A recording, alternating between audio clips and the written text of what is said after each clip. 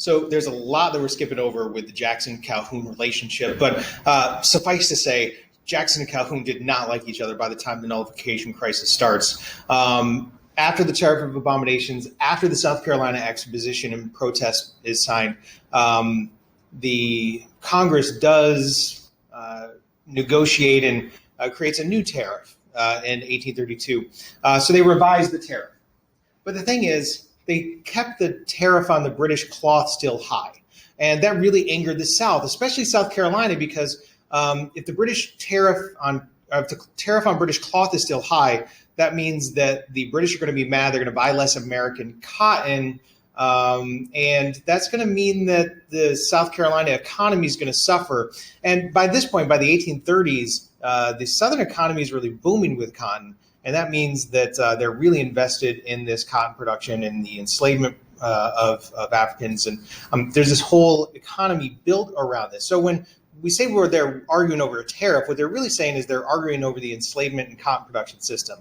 So South Carolina passes the Ordinance of Nullification. And what they say is, we will not pay the tariff of 1828 or the tariff of 1832. We declare it null and void, as if it doesn't exist. And Jackson response is both public and private. In public, he comes out and openly threatens South Carolina that they better follow the law, or they will be committing treason.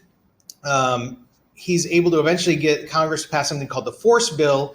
You just think of this as they're forcing South Carolina to pay. What the Force Bill does is allow the President Jackson to send the Navy to South Carolina ports in order to ensure that they pay the tariff. In other words, he's able to threaten to use the military against American citizens in order to ensure that they follow the law. Eventually what happens, in private, he threatened to hang Calhoun. But what ends up happening is they compromise. So Henry Clay steps in again. Jackson gets this Force Bill passed. They negotiate an end to some of the tariffs. They lower the tariff quite a bit. South Carolina rescinds that nullification, and a crisis is averted because this could have led to secession in the 1830s. And just out of spite, they nullify the Force Bill. But at that point, everybody thinks they win. Jackson has upheld the national authority. South Carolina got a lower tariff. But one important thing out of here is the fear of the slaveholders.